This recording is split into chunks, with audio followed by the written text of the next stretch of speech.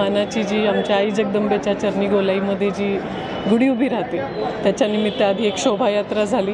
आम्ही सर्वांनी त्याच्यामध्ये सहभाग घेतला आणि सार्वजनिकपणे लातूरकरांच्या स्थैर्य, क्षेम, आरोग्य, धान्य याच्यासाठी सर्वांनी सामूहिक प्रार्थना केली, शुभेच्छा केल्या.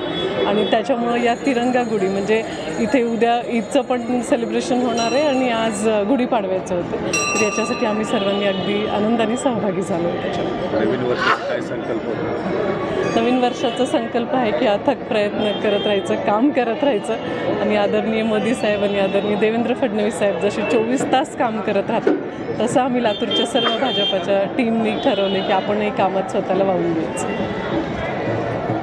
वर्षाप्रमाणे सार्वजनिक गुढीपाडवा महोत्सव समितीच्या वतीने लातूर शहरातील मध्यवर्ती ठिकाण गंजगोलाई जगदंबा देवी मंदिरच्या समोर याही वर्षी गुढी बसवण्यात आली.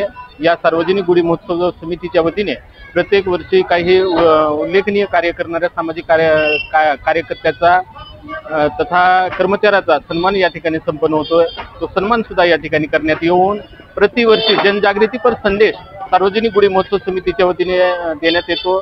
या वर्षीचा जनजागृती संदेश आहे, गुढीपाडवा निर्भय होऊन 112ला कळवा. हा संदेश देत निर्भय गुढी प्रमुख सन्माननीय अतिथी डॉक्टर अर्चनाताई पाटील चाकूरकर तथा चंद्रकांतजी बिराजदार यांच्या उपस्थितीत गुढीची स्थापना करण्यात येऊन सर्व नागरिकांना शुभेच्छा देण्यात आल्या.